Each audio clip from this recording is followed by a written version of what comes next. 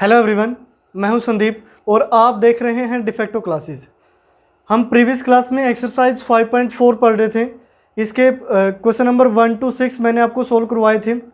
उसके बाद देखिए कुछ अलग कंसेप्ट आता है क्वेश्चन नंबर 7 में। आज हम पढ़ेंगे solution of system of homogeneous linear equations by matrix method, यानी कि जो होमोजीनियस लीनियर इक्वेशन होती हैं उनको हम मैट्रिक्स मेथड से कैसे सोल्व करेंगे, क्या क्या स्टेप होंगे जिनकी हेल्प से हम इन इक्वेशंस को सोल्व कर सकते हैं। अब सबसे पहले तो हमें ये पता हो कि होमोजीनियस लीनियर इक्वेशन होती क्या है, सॉल्यूशन तो बाद की बातें हैं। अब देखिए, let the system of homogeneous linear equation, मैंने यहाँ जो 3 इक्वेशंस लिखे हैं वो क्या है, होमोजीनियस इक्वेशन। यहाँ देखिए फर्स्ट है a1x plus b1y plus c1z equal to 0, इसी तरह सेकंड, इसी तरह थर्ड। अब इन तीनों इक्वेशनों में एक खास चीज़ आप देख पा रहे हैं कि ये जो कांस्टेंट वैल्यू है राइट साइड में, तीनों में क्या है, 0 है, यानी कि वेरिएबल्स लेफ्ट साइड में है और राइट साइड में जो सारी वैल्यू है कांस्टेंट जो वैल्यू होती है, जैसे आपने प्रीवियस क्वेश्चन में देखा था कि 0 से कुछ अलग होती थी, 1 2 3 4 5 नेगेटिव पॉजिटिव सो ऑन, लेकिन हाँ तीनों जगह 0 कभी नहीं होता था। तो अगर पेयर ऑफ इक्वेशंस में, अब यहाँ 2 इक्वेशंस में हो सकती हैं, 3 भी हो सकती हैं, अगर राइट साइड में जो कांस्टेंट वैल्यू है वो 0 ही रहे तो ऐसे लीनियर इक्वेशंस हैं इनको हम क्या बोलते हैं, होमोजीनियस इक्वेशन। तो यहाँ से देखिए these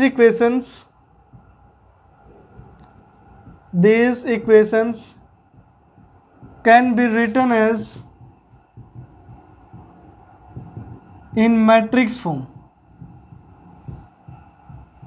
मैट्रिक्स फॉर्म में हम कैसे लिखेंगे, ax इज इक्वल टू 0। अब ax इज इक्वल टू 0 क्यों लिखा, क्योंकि प्रीवियस क्वेश्चन में हम क्या पढ़ रहे थे, ax is equal to b होता था। b एक कॉन्स्टेंट मैट्रिक्स यानी कि क्या हो जाएगा, 000, और अगर हर एक एलिमेंट 0 है तो वो कौन सी मैट्रिक्स होगी, 0 मैट्रिक्स होगी। अब यहाँ से देखिए, यहाँ a की वैल्यू क्या होगी, कोफिशिएंट ऑफ द वेरिएबल, यानी कि a1 a2 a3, b1 b2 b3, c1 c2 c3। अब जो x मैट्रिक्स होगी वो क्या होगी, matrix of variable x y z। अब इसी तरह अगर हम इसको b मैट्रिक्स मान लें, ये जो 0 लिखा है इसको हम क्या मान लेते हैं, b मैट्रिक्स, तो इसकी वैल्यू क्या होगी, 0 0 0। ठीक है, अब ये 0 मैट्रिक्स लिखा था, इसको आप b भी लिख सकते हैं, इससे कोई इफेक्ट नहीं पड़ेगा। अब यहाँ से देखिए, we know that this solution of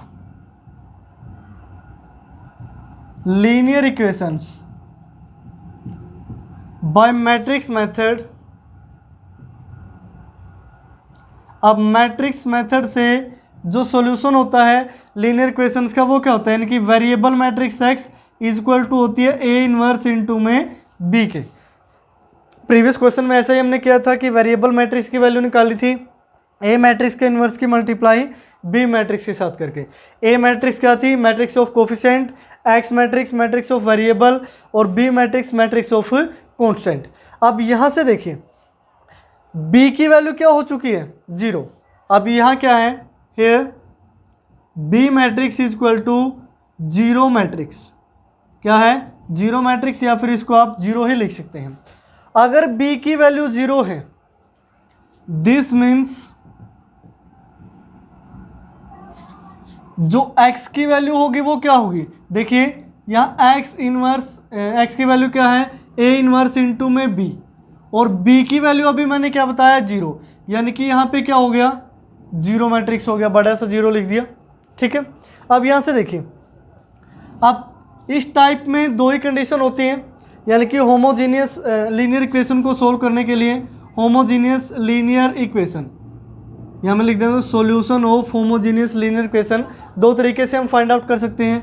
अब फर्स्ट क्या है, x की वैल्यू a इनवर्स इंटू में क्या होगी, 0 मैट्रिक्स यानी कि b मैट्रिक्स होगी।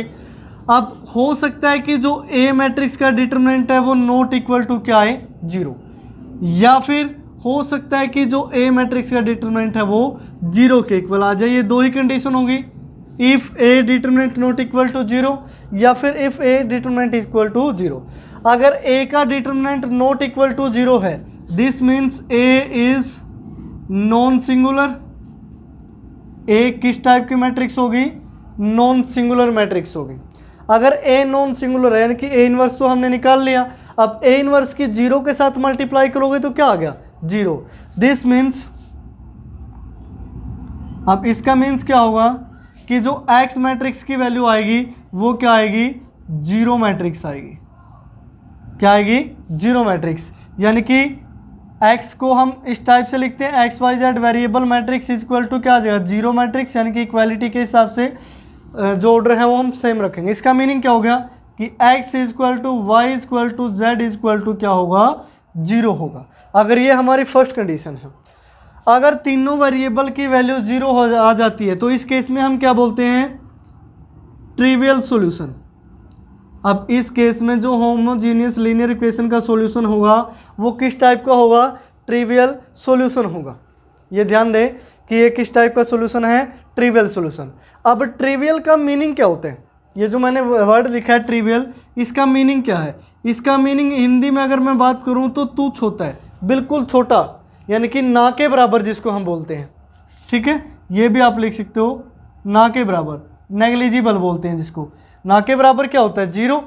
इसको इस तरीके से याद करें, यानी कि जब तीनों वेरिएबल की वैल्यू क्या आ जाती है, 0, दिस मीन्स वो किस टाइप का सॉल्यूशन होगा, ट्रिवियल सॉल्यूशन। ये हमारी फर्स्ट कंडीशन है।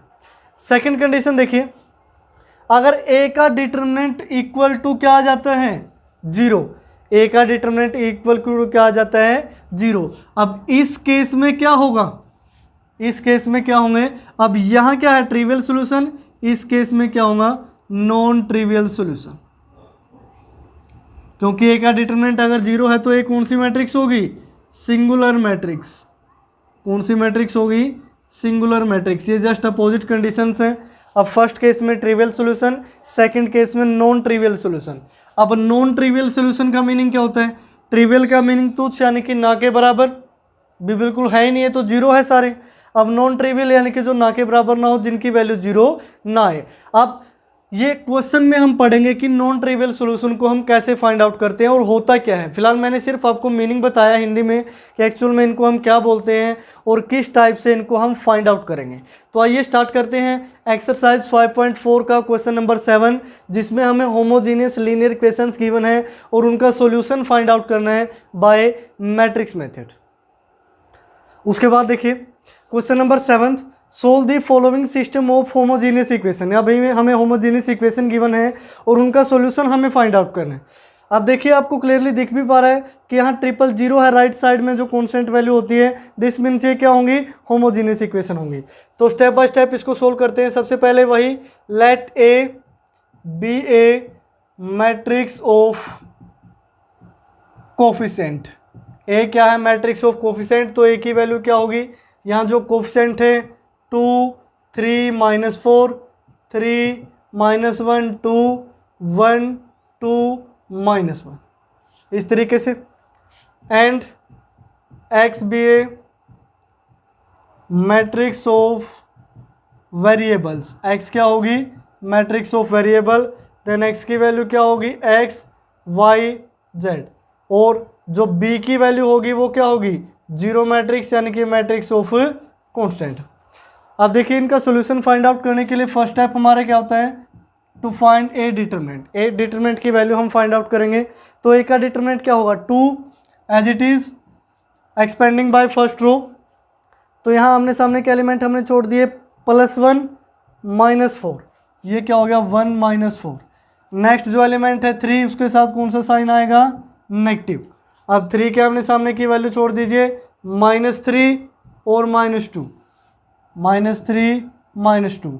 नेक्स्ट एलिमेंट है -4, -4 के आमने सामने के एलिमेंट छोड़ दीजिए, 3 × 2 6, और ये क्या हो जाएगा +1, 6 + 1।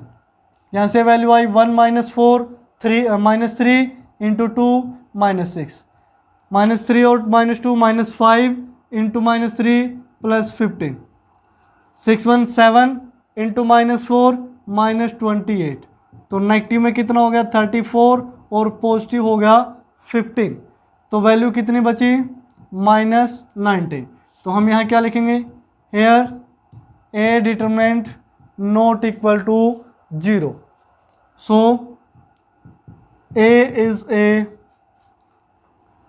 नॉन सिंगुलर मैट्रिक्स, क्या होगी? Non singular matrix. Then matrix X is equal to क्या होगी? 0। This means X Y Z is equal to 0। यहाँ से this implies X is equal to Y is equal to Z is equal to क्या होगा? 0। Last line लिखेंगे, here this system of equations has trivial solution. किस type के solution होंगे? Trivial solution, क्योंकि तीनों जो वेरिएबल है उनकी वैल्यू क्या आई है? 0। तो इस तरीके से आप 7th क्वेश्चन के फर्स्ट पार्ट को सोल्व करोगे। उसके बाद सेकंड पार्ट देखिए प्यारे बच्चों। सेकंड पार्ट में जो इक्वेशन लिखी है होमोजेनियस इक्वेशन, इनको हम कैसे सोल्व करेंगे? सेम वही स्टेप होगा। Let A B A matrix of coefficient. ये हमने क्या लिया है? Matrix of coefficient. तो ए की वैल्यू क्या होगी?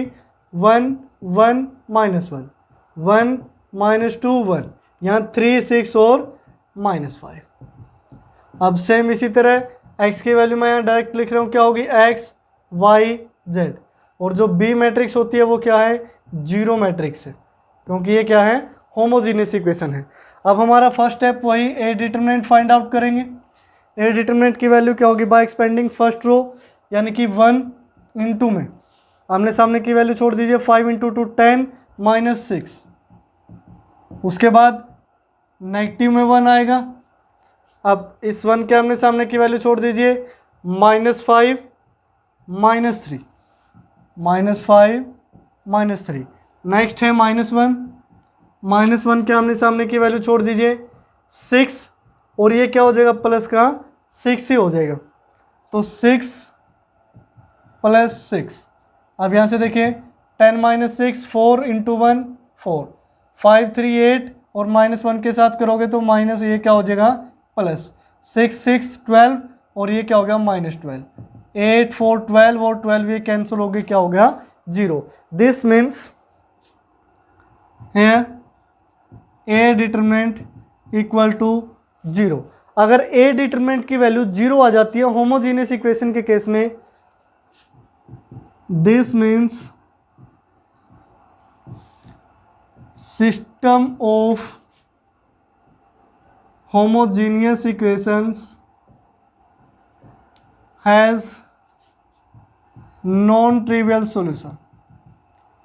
किस टाइप का सॉल्यूशन होगा? Non trivial. अब नॉन ट्रिवियल सॉल्यूशन को फाइंड आउट कैसे करते हैं वो देखिए।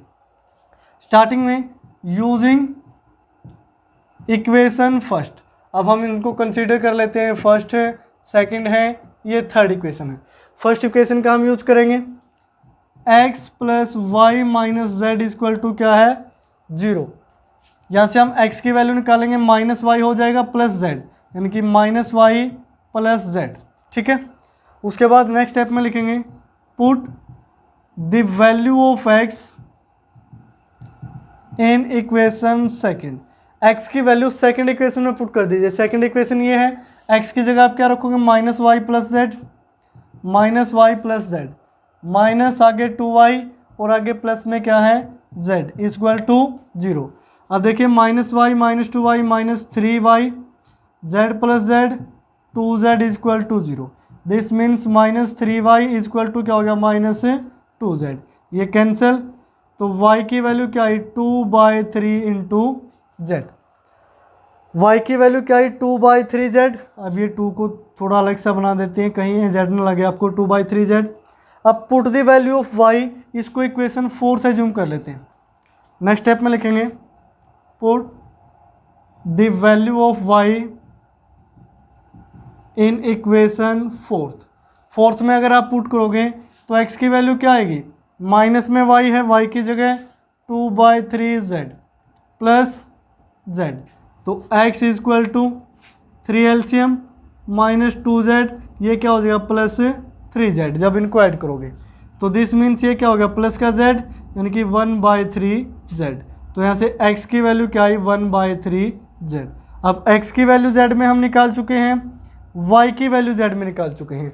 अब नॉन ट्रिवियल सोल्यूशन क्या कहता है कि दो वेरिएबल की वैल्यू किसी सिंगल वेरिएबल में निकालो, या तो x की वैल्यू z में, y की भी वैल्यू z में, या फिर y की वैल्यू भी x में, z की वैल्यू भी x में, या फिर एक और ऑप्शन हो सकता है x की वैल्यू भी y में और z की वैल्यू भी y में, यानी कि दो वेरिएबलों की वैल्यू किसी एक तीसरे वेरिएबल के अंदर निकालनी है आपने।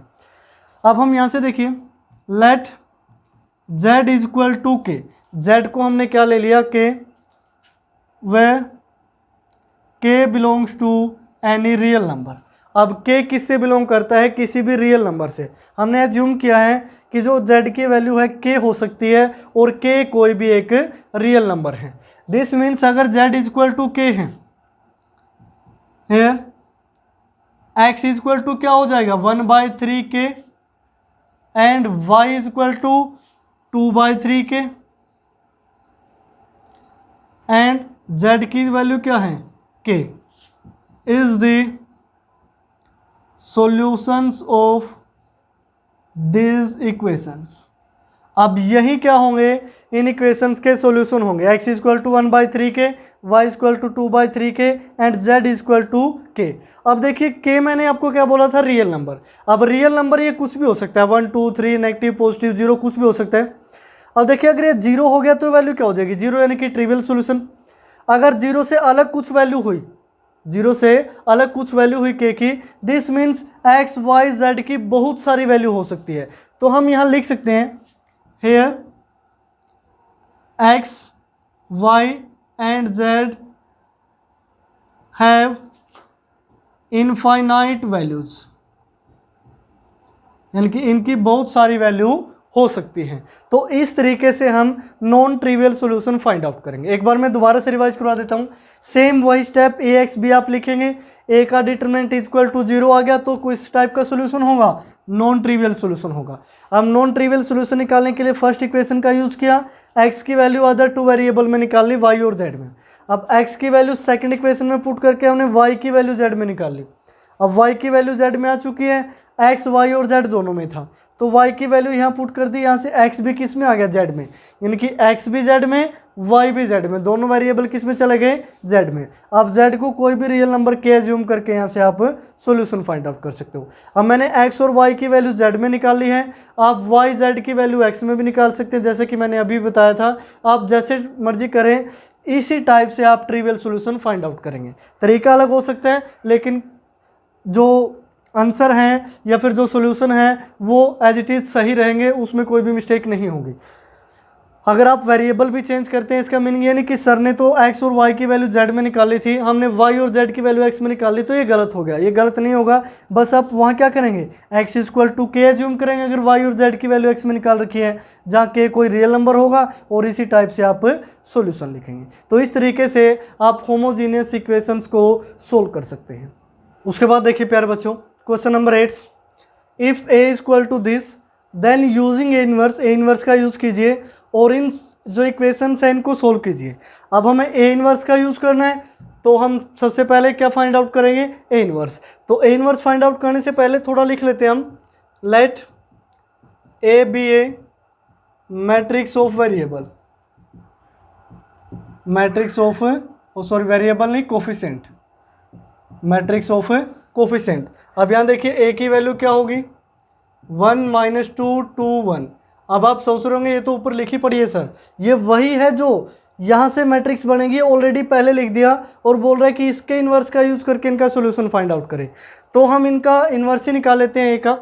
ए का इन्वर्स निकालने से पहले एक एक्स और लिख लेते हैं। एक्स मैट्रिक्स क्या होगी, वेरिएबल मैट्रिक्स एक्स वाई, और बी मैट्रिक्स क्या होगी, मैट्रिक्स ऑफ कॉन्स्टेंट यानी कि -1 और 2। अब हम ए इन्वर्स फाइंड आउट करते हैं। ए इन्वर्स फाइंड आउट करने के लिए ए डिटरमिनेंट की वैल्यू 1 और +4 कितना आ गया 5, यानी कि here A determinant not equal to 0, so the system of equations is consistent. किस टाइप की होंगी, कंसिस्टेंट होंगी, and it has unique solution, और इनके क्या होंगे, यूनिक सॉल्यूशन होंगे। अब यहाँ से देखिए अगर यूनिक सॉल्यूशन है तो यूनिक सॉल्यूशन फाइंड आउट करने के लिए हमें ए इनवर्स चाहिए। ए इनवर्स की वैल्यू निकालने के लिए एडजॉइंट चाहिए, क्योंकि हम डिटरमिनेंट निकाल चुके हैं। और एडजॉइंट के लिए हमें क्या चाहिए, कोफैक्टर। तो मैं कोफैक्टर की वैल्यू यहाँ डायरेक्ट लिख रहा हूँ, A11, A12, A21, A22। 2/2 की मैट्रिक्स है, जल्दी ही हम निकाल सकते हैं। A11 यानी कि 1 छोड़ दीजिए तो वैल्यू क्या आई, 1।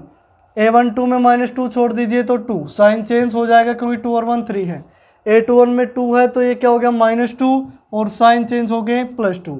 A22 में क्या आ जाएगा 1, ये क्या हो गए कोफैक्टर। अब एडजॉइंट ऑफ ए की वैल्यू क्या होगी, कोफैक्टर से बनने वाली मैट्रिक्स का ट्रांसपोज। कोफैक्टर से जो मैट्रिक्स बनेगी वो क्या होगी, 1। A12 की वैल्यू -2, यहाँ 2 और ये 1, इसका हम क्या लेंगे, ट्रांसपोज करोगे तो 1 -2 2 और 1 होगा। ये किसकी वैल्यू आई, एडजॉइंट ए की। ए इनवर्स की वैल्यू हम निकालेंगे, then A inverse equal to 1/ए डिटरमिनेंट यानी कि 5 इक्वल इंटू में एडजॉइंट ऑफ ए 1 2 -2 1। ये किसकी वैल्यू आई, ए इनवर्स की। उसके बाद देखिए सोल्व करते हैं। We know that x equal to क्या होता है, A inverse into B. x यानी कि X Y, A inverse B. A inverse की वैल्यू 1/5 इंटू में मैट्रिक्स 1 2 -2 1। बी मैट्रिक्स की वैल्यू क्या है, -1 और 2, कॉन्स्टेंट की वैल्यूज हैं -1 और 2। तो इनकी मल्टीप्लाई कर लीजिए, एक्स वाई किसके इक्वल होंगे, 1/5 मल्टीप्लाई करोगे 1 इंटू -1 -1, 2 इंटू 2 +4, यहाँ से +2, यहाँ से +2।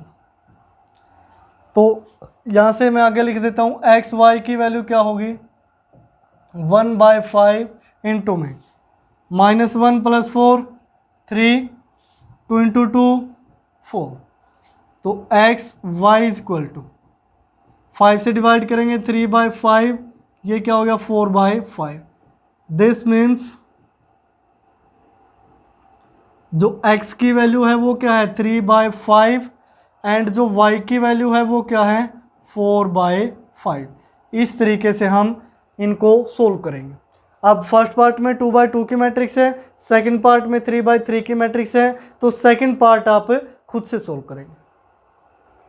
उसके बाद देखिए प्यारे बच्चों, question number 9, if A matrix is equal to this find A inverse. हमें क्या फाइंड आउट करना है, A inverse, and use it to solve the equation. और इसको यूज़ करना है इक्वेशंस को सोल्व करने के लिए। तो सबसे पहले हम A inverse he find out करते हैं। ये ए मैट्रिक्स है, ए का इनवर्स फाइंड आउट करने के लिए हमें क्या चाहिए, डिटरमिनेंट और एडजॉइंट। तो सबसे पहले ए डिटरमिनेंट की वैल्यू निकालते हैं। ए डिटरमिनेंट की वैल्यू क्या होगी, यहाँ से देखिए 1 इंटू में 2 इंटू 3 6 और माइनस क्या हो जाएगा 3। उसके बाद -1, यहाँ से देखिए 3 और प्लस क्या हो जाएगा 6। उसके बाद +1 इंटू में -1 और -4, यहाँ से 6 - 3 3, 6 3 9 और -1 के साथ मल्टीप्लाई करोगे -9, -5 और ये हो गया 1 के साथ मल्टीप्लाई करने के बाद 9 और 5 14 और प्लस का है 3 तो -11। यहाँ से लिखेंगे here A determinant equal to -11। जो ए डिटरमिनेंट है उसकी वैल्यू क्या है, नॉट इक्वल टू 0 है। ए डिटरमिनेंट की वैल्यू क्या है, नॉट इक्वल टू 0। उसके बाद हम एडजॉइंट निकालते हैं। एडजॉइंट निकालने के लिए कोफैक्टर यानी कि A11 की वैल्यू क्या आई थी 6 - 3 3, A12 की वैल्यू 6 और 3 9। उसके बाद A13 की वैल्यू -1 और -4 -5। अब देखिए किस किस के साइन चेंज होंगे, 1 2 3 इनके साइन चेंज नहीं होंगे। उसके बाद A21 A22 A23 इनकी वैल्यू हमें निकालनी है। A21 की वैल्यू देखिए क्या होगी, A21 यानी कि 1 के आमने सामने की वैल्यू छोड़ दीजिए, 3 + 1 क्या हो गया 4, साइन चेंज होगा 2 और 1 3 है। A22 2, तो 2 के आमने सामने की वैल्यू छोड़ दीजिए, 3 - 2 यानी कि 1। A23 -3 वैल्यू छोड़ दीजिए, -1 और -2, -3, 2 और 3 5, तो ये क्या हो जाएगा पॉजिटिव। उसके बाद A31, A32, A33 इस तरीके से।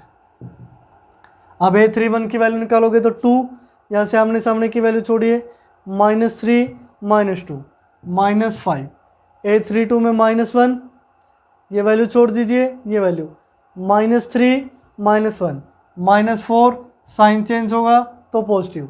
A33 में देखिए 2 -1 यानी कि 2 हो गया। ये हमने क्या निकाले, कोफैक्टर्स। अब कोफैक्टर निकाले हैं, अब यहाँ से हम क्या निकालेंगे, एडजॉइंट।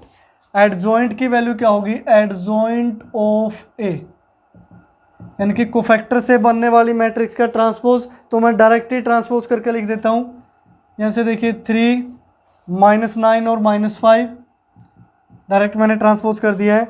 -4 1 3, -4 1 3, -5 4 2, -5 4 और 2, इस तरीके से एडजॉइंट ए हमने निकाला। उसके बाद A inverse equal to 1/a determinant, यानी कि -11, तो -1/11 इंटू में एडजॉइंट ऑफ ए 3, -9 5, -4 1 3, -5 4 2।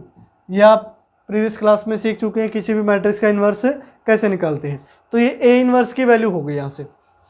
अब यहाँ से देखिए, ये ए मैट्रिक्स थी, ए मैट्रिक्स का डिटरमिनेंट -11 आया। अगर मैं इस मैट्रिक्स का ट्रांसपोज कर देता तो इस मैट्रिक्स का ट्रांसपोज क्या होता, 111 फर्स्ट कॉलम बन जाता,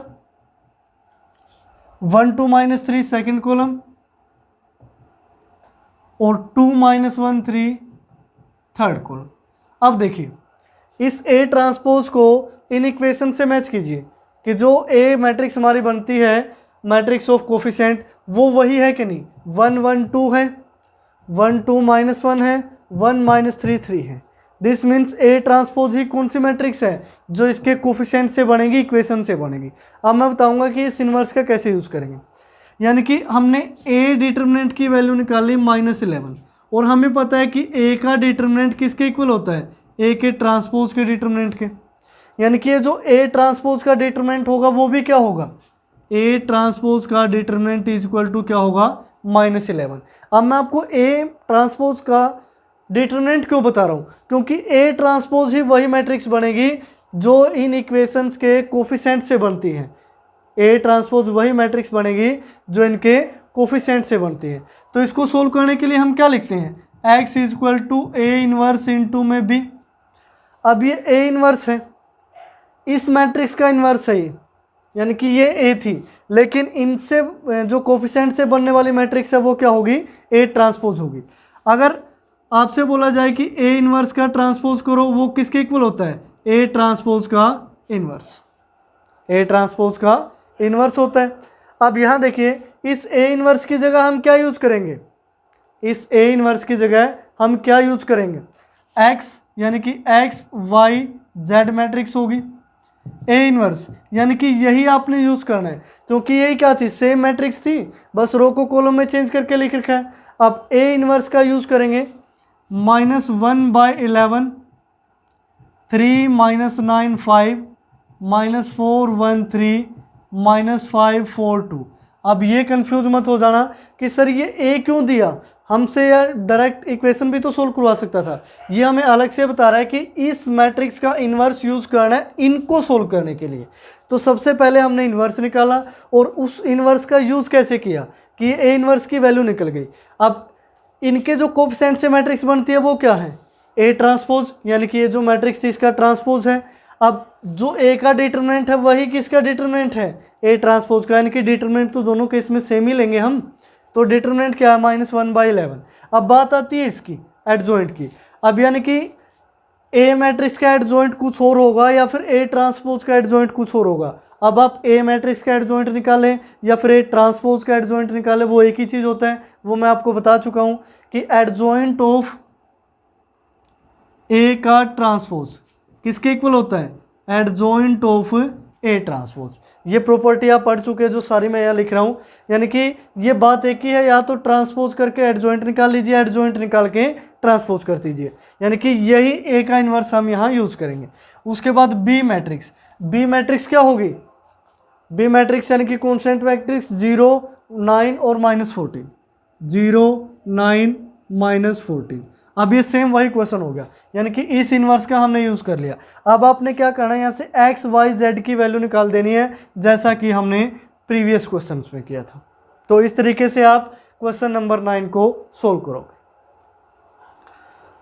उसके बाद क्वेश्चन नंबर 10 देखिए, डिटरमाइन द प्रोडक्ट, इनके प्रोडक्ट को फाइंड आउट करो and use it to solve the equations, और उसको यूज़ करो इन इक्वेशंस को सोल्व करने के लिए। अब यहाँ से देखिए, जो इन इक्वेशंस के कोफिशिएंट से मैट्रिक्स बनेगी वो क्या बनेगी, 1 -1 2, यहाँ एक्स की वैल्यू एक्स का कोफिशिएंट 0 2 -3 3 -2 4, यानी कि यही वाली मैट्रिक्स बन रही है कि नहीं बन रही है। ये क्या है, मैट्रिक्स ऑफ कोफिशिएंट हमें ऑलरेडी गिवन है, लेकिन ये बोल रहा है कि पहले इनका प्रोडक्ट निकालो और उस प्रोडक्ट का यूज़ करो इनको सोल्व करने के लिए। अब आपके माइंड में एक क्वेश्चन आ रहा होगा, इनके प्रोडक्ट का यूज़ इनको सोल्व करने के लिए हम कैसे कर सकते हैं। अब देखिए क्वेश्चनों में क्या क्या चेंज कर रहा है मैं आपको बताऊंगा। पहले इनका प्रोडक्ट ले लेते हैं, मैं यहीं से इनका प्रोडक्ट लिखता हूँ। ये जो यहाँ से देखिए -1 × 2, फर्स्ट रो फर्स्ट कॉलम, -1 × -2 1 × -2 -2 हो गया, -1 × 9 -9, 2 × 6 +12। उसके बाद नेक्स्ट में देखिए ये 0 हो गया, ये -2 और ये +2 हो गया। उसके बाद नेक्स्ट में 1 × 1 1, ये +3 और ये -4। उसके बाद ये 0, ये 2 9 × 18, -3 6 × -18। उसके बाद देखिए 0, 2 × 2 4, -3 × 1 -3। उसके बाद नेक्स्ट में देखिए 0 × 1 0, 2 × -3 -6 और ये क्या हो गया +6। नेक्स्ट जो एलिमेंट है थर्ड रो फर्स्ट कॉलम, 3 × -2 -6 -2 × 9 -18, 4 × 6 +24। अब 3 × 0 0, -2 × 2 -4 और 4 × 1 +4। उसके बाद जो लास्ट एलिमेंट रहता है 3 × 1 3, यहाँ से +6 और 4 × 2 -8। अब यहाँ से देखिए वैल्यू क्या आई, ये क्या हो गया 1 0 0 0 1 0 और 0 0 1, यानी कि इन दोनों की वैल्यू किसके इक्वल आ गई, आइडेंटिटी के। हम सपोज कर लेते हैं कि ये कोई ए मैट्रिक्स थी और ये कोई बी मैट्रिक्स थी। दिस मीन्स ए इंटू में बी की वैल्यू क्या है, आइडेंटिटी के। अब दो मैट्रिक्सों की मल्टीप्लाई अगर आइडेंटिटी के इक्वल हो तो इन्वर्स ऑफ मैट्रिक्स में हमने क्या पढ़ा था कि यहाँ से ए इन्वर्स किसके इक्वल होगा, बी के। ए इन्वर्स किसके इक्वल होगा, बी के। यानी कि अगर दो मैट्रिक्स की मल्टीप्लाई आइडेंटिटी मैट्रिक्स बन जाती है तो पहले वाली मैट्रिक्स का इन्वर्स दूसरे वाली मैट्रिक्स होगी और दूसरे वाली का इन्वर्स पहले वाली होगी। यानी कि ये जो बी है ये किसके इक्वल होगा, ए इन्वर्स के। तो यहाँ से डायरेक्ट हमें क्या मिल गया, ए इन्वर्स। अब अगर आपसे सिर्फ इतना क्वेश्चन होता कि ये जो इक्वेशंस हैं इनको आप सोल्व करें, अब आप क्या करते, ए लिखते, एक्स लिखते, बी मैट्रिक्स लिखते, उसका इन्वर्स निकालते, काफ़ी लंबा हो जाता। अब देखिए प्रोडक्ट में इसने डायरेक्ट ही दे रखा है भाई ये तो आपकी ए मैट्रिक्स है कोफिशिएंट वाली और ये उसका इन्वर्स है, ये उसका इन्वर्स है। बस एक मल्टीप्लाई करने से ही हमें क्या मिल गया, ए इन्वर्स मिल गया। अब मल्टीप्लाई करने से इन्वर्स मिल गया, ए और बी तो इसको हमने सपोज कर लिया। अब इसके कोफिशिएंट से जो मैट्रिक्स बनेगी उसको मैं सपोज कर लेता हूं सी। सी की वैल्यू क्या होगी, वही जो एक ही है, 1 -1 2 0 2 -3 3 -2 और 4। यानी कि जो सी का इन्वर्स है वही तो ए का इन्वर्स है, नाम अलग अलग हो गए, मैट्रिक्स तो क्या है सेम। अब यहाँ से क्या लिखा जा सकता है, C X is equal to B लिखा जा सकता है। सी एक्स बी भी आ चुका है तो यहाँ डी लिख लीजिए, ये ए बी अलग है, ये सी और डी अलग है। यानी कि C into X matrix is equal to D है। अब एक्स इज इक्वल टू क्या होगा, सी इनवर्स इंटू में डी। अब एक्स की वैल्यू एक्स वाई जेड। अब देखिए सी का इन्वर्स किसका इन्वर्स होगा, ए का इन्वर्स होगा क्योंकि ए भी वही है और सी भी वही है। देखिए दोनों देखिए, अब ए का इन्वर्स किसके इक्वल है, बी के, तो सी का इन्वर्स भी किसके इक्वल होगा, बी के। तो यहाँ से देखिए इसका इन्वर्स की वैल्यू हमारी आई -201 92 -3 61 -2, इस तरीके से। अब ये किसकी वैल्यू आई, सी इन्वर्स इनटू में D matrix, D matrix matrix of constant यानी कि 1 1 2, इस तरीके से। अब एक्स वाई जेड की वैल्यू इन दोनों मैट्रिक्स के मल्टीप्लाई के इक्वल है, तो यहाँ से आप एक्स वाई और जेड की वैल्यू निकाल लीजिए। ये बिल्कुल आपका सिंपल सा क्वेश्चन हो गया। अब देखिए जो 9th और 10th क्वेश्चन थे उनमें अलग क्या था। अब 9th में क्या पूछ रहा था कि ए इन्वर्स का यूज़ करें। अब वो ए इन्वर्स क्या था, भी कोफिशिएंट से बनने वाली मैट्रिक्स का ट्रांसपोज हमें दे रखा था, उसका इन्वर्स हमने निकाला। यानी कि ए इन्वर्स का ट्रांसपोज कर लो या ए ट्रांसपोज का इन्वर्स निकाल लो, बात एक ही है। अब उसके बाद इन दोनों का प्रोडक्ट दे दिया कंफ्यूज करने के लिए और बोल रहा है कि इन दोनों के प्रोडक्ट का यूज़ करो। अब दोनों के प्रोडक्ट का यूज़ क्यों करवा रहा है, ताकि हमें ए इन्वर्स मिल सके। अब इस टाइप के जो भी क्वेश्चन आएंगे कि यूज़ दिस इन्वर्स या यूज़ दिस प्रोडक्ट, अब वहाँ से हमें वो क्या दे रहा है, ए इन्वर्स की वैल्यू दे रहा है, यानी कि उस मैट्रिक्स का इन्वर्स दे रहा है जो इनके कोफिशिएंट से बनती है, इसलिए हमसे उसका यूज़ करवा रहा है। अब जो क्वेश्चन नंबर 10 मैंने आपको करवाया, question number 11 same as it is है। दो मैट्रिक्स का प्रोडक्ट आपने यूज़ करना है, वहीं से हमें किसका इन्वर्स मिलेगा, ए का इन्वर्स, और उसका यूज़ करके आप क्वेश्चन को सोल्व करोगे। तो इस तरीके से क्वेश्चन नंबर 10 के साथ साथ आप क्वेश्चन नंबर 11 भी सोल्व करोगे, क्वेश्चन नंबर 10 और 11।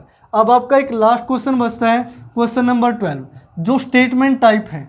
स्टेटमेंट में कुछ कंडीशन गिवन है, उनसे आप मैट्रिक्स फॉर्म करोगे और फिर उनको सोल्व करोगे, यानी कि मैट्रिक्स या फिर लीनियर इक्वेशन फॉर्म करोगे। तो मैं उसकी स्टेटमेंट पढ़ के आपको बताता हूँ। ये मैथ में से मैं स्टेटमेंट पढ़ रहा हूँ। Question number 12, this sum of three numbers, this sum of three numbers is -1। तीन नंबर है जिनका सम क्या है, -1 है। लेट फर्स्ट नंबर हमने मान लिया x है, सेकंड नंबर हमने मान लिया y है, और थर्ड नंबर हमने मान लिया z है। अब फर्स्ट कंडीशन क्या है कि तीनों का सम x + y + z क्या है, -1। उसके बाद if second number is multiplied by 2 and third by 3, we get 5 on adding them। अब हमें क्या मिलता है, 5 on adding them। अगर सेकंड नंबर की मल्टीप्लाई हम कर दें 2 के साथ यानी कि 2y, और थर्ड नंबर की मल्टीप्लाई कर दें 3 के साथ यानी कि 3z, हमें क्या मिलता है, 5। उनको ऐड करने पे हमें क्या मिलता है, 5। उसके बाद if the third number is subtracted from the sum of first and second, यानी कि थर्ड नंबर को सब्ट्रैक्ट करना है फर्स्ट और सेकंड के सम में से, वी गेट -1। हमें क्या मिल रहा है,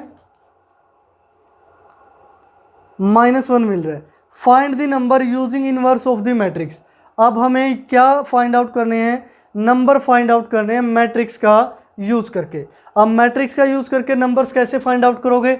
अब ये तीनों क्या हैं, लीनियर इक्वेशंस। ये बहुत सारे क्वेश्चन आप कर चुके हो कि लीनियर इक्वेशंस को मैट्रिक्स मेथड का यूज़ करके हम कैसे सोल्व करते हैं। यहाँ से बस आपने x, y और z तीनों की वैल्यू निकालनी है। x, y, z की वैल्यू ही इसका क्या होगा, सॉल्यूशन होगा, जो आप मैट्रिक्स मेथड से करेंगे। तो क्वेश्चन नंबर 12 के साथ आपका जो चैप्टर नंबर 5 है वो कंप्लीट होता है। चैप्टर नंबर 5 में हमने लीनियर इक्वेशन के बारे में पढ़ा। एक्सरसाइज 5.4 में जो मोस्ट इंपॉर्टेंट क्वेश्चन है, 6 मार्क्स का हर बार यहीं से क्वेश्चन कवर होता है। तो इसी के साथ आपका जो थर्ड, फोर्थ और फिफ्थ ये तीनों चैप्टर कंप्लीट हो चुके हैं, यानी कि जो मैट्रिक्स नाम का जो टॉपिक है वो कवर हो चुका है कंप्लीट। तो आज की क्लास में फ़िलहाल इतना ही। देखते रहिए डिफेक्टो क्लासेस।